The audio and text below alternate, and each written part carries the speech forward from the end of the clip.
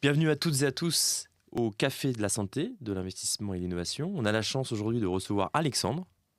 Alexandre, salut. Enchanté Marc, merci pour ton invitation. C'est un plaisir d'être là avec toi aujourd'hui.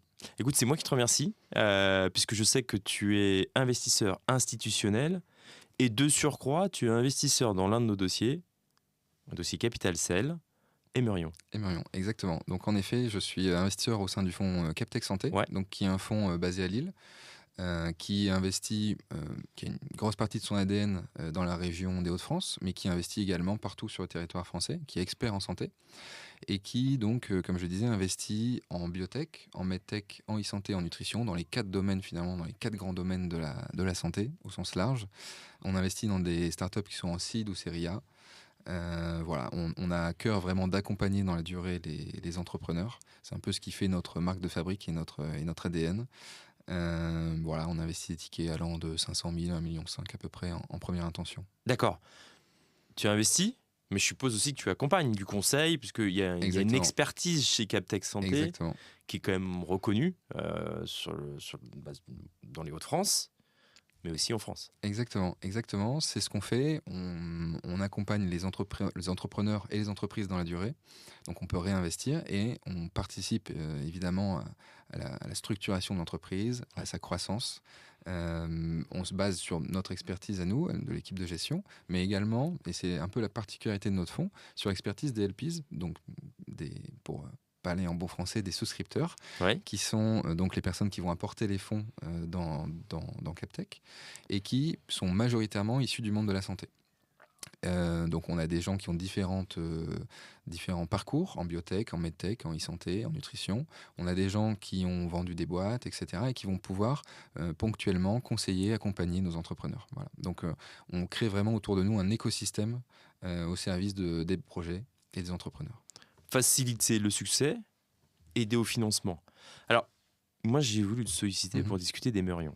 Donc, Émerion est une société que j'ai rencontrée, puisque dans le cadre de mes activités avec Aperon Health-Tech, qui représente Capital Cell en France et en Belgique, j'ai voulu absolument discuter avec Maximilien, le CEO d'Émerion, et j'ai voulu évidemment qu'on avance pour faire une campagne au vu de la qualité de cette entreprise.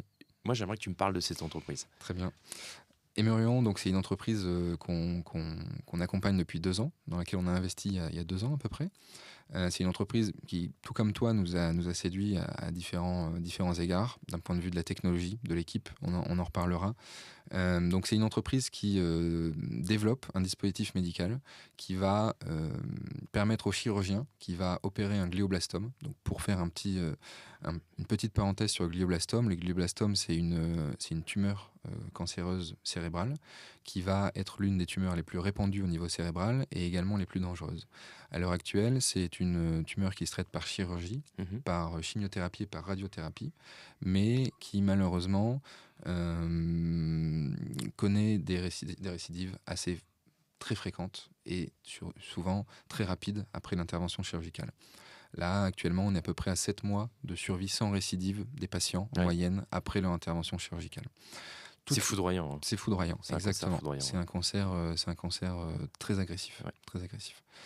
Et l'idée donc d'Émerion, c'est d'utiliser un dispositif qui envoie une lumière laser lorsque le chirurgien va opérer le patient, qui va permettre, en potentialisant une molécule, de détruire les cellules cancéreuses restantes après le fait d'avoir retiré la tumeur cancéreuse.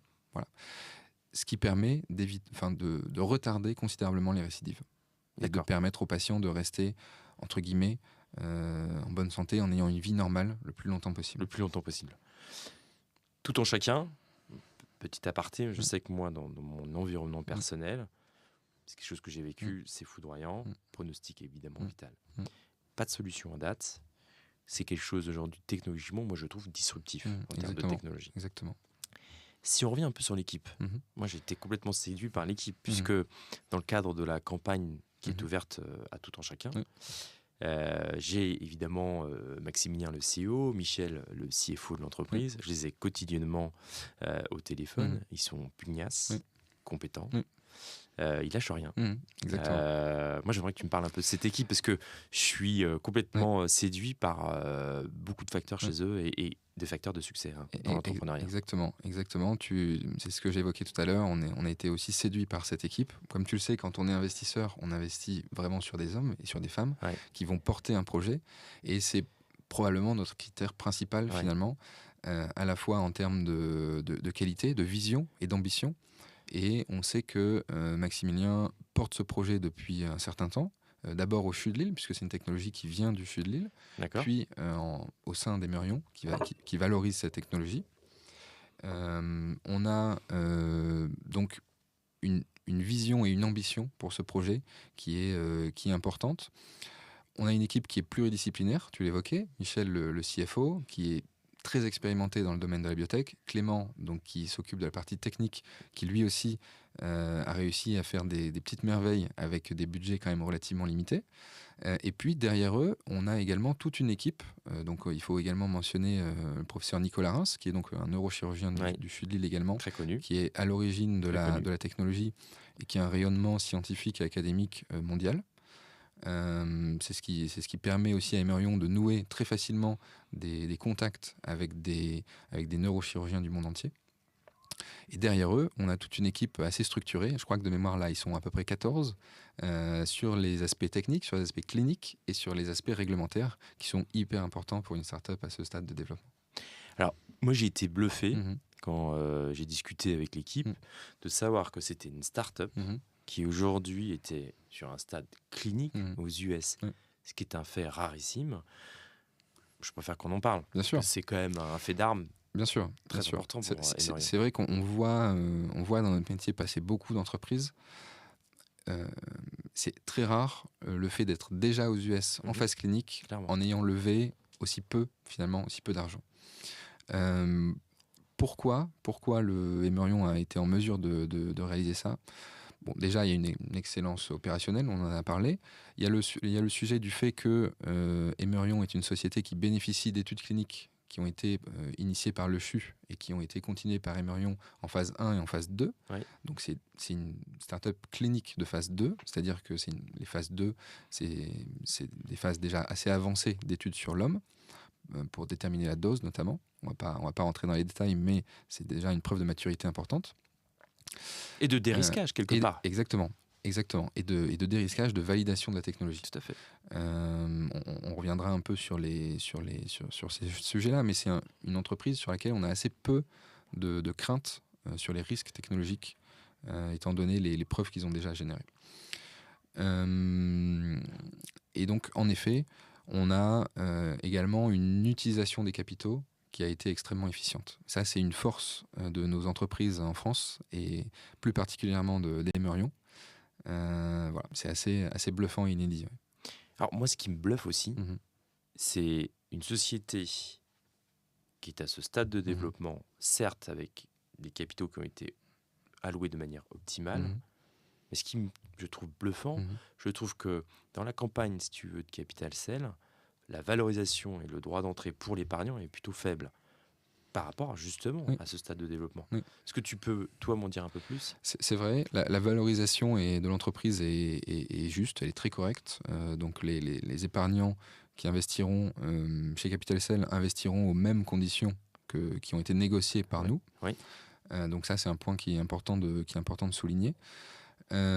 Si on compare en effet au niveau de maturité de l'entreprise, c'est une valorisation qui est plus que correcte.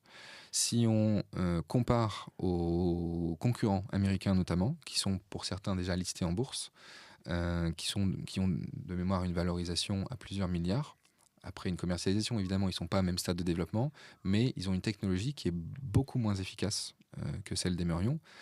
On est vraiment sur une valorisation qui a un potentiel de multiple encore extrêmement important. Ce que je retiens aussi de ce que tu viens de dire, Alexandre, et on est d'accord, c'est que chez Capital Cell, et c'est vrai pour Emerion, mais c'est vrai aussi pour d'autres sociétés ouvertes à l'investissement, c'est que l'épargnant investit au même titre et la même valeur que l'investisseur professionnel. Exactement. Et ça, c'est quelque chose de très important que l'investisseur doit garder en tête. C'est-à-dire, il n'y a pas de conditions différenciées entre toi, le professionnel, et l'épargnant, Exactement. monsieur et madame Dupont, investiront sur la même valeur que toi. C'est ça. Ça, c'est important. C'est ça, C'est exactement. très important, ça. C'est plutôt rare. Donc c'est pour ça que cet outil est finalement intéressant pour les épargnants. Tout à fait. C'est plutôt rare. Et avec des tickets quand même relativement faibles. Sans oublier qu'ils ont 50% potentiellement de réduction d'impôt. Exactement. Donc ça peut jouer évidemment sur l'intérêt d'investir dans Emeurion. C'est ça. Donc nous avons investi il y a 2 ans et nous réinvestissons à l'occasion de ce tour. Voilà. Du fait de notre confiance dans la technologie et également de notre espoir de voir cette entreprise vraiment devenir une licorne. Je pense qu'on ne fait pas preuve d'excès d'optimisme en parlant de potentiel licorne pour Emeurion, très clairement. D'accord. Alors je fais un peu de franglais, tu m'en veux pas. Donc tu fais du cash-in, donc tu mets de l'argent au départ dans Emeurion en espérant évidemment du cash-out, donc que tu reçoives du cash à la sortie. Tu la vois comment cette sortie de Emeurion globalement ? Alors elle peut prendre différentes formes. Elle peut prendre la forme d'une IPO. Donc pour vulgariser un peu le lexique et le jargon parfois un peu abscons des entrepreneurs et des investisseurs, l'IPO c'est donc l'introduction en bourse. Donc en effet on pourrait sortir à ce moment-là. Il y a également la possibilité que l'entreprise reste privée en levant différents fonds de plus en plus importants, auquel cas on pourrait également sortir. Nous on n'a pas vocation à rester dans l'entreprise éternellement, on va faire également notre sortie.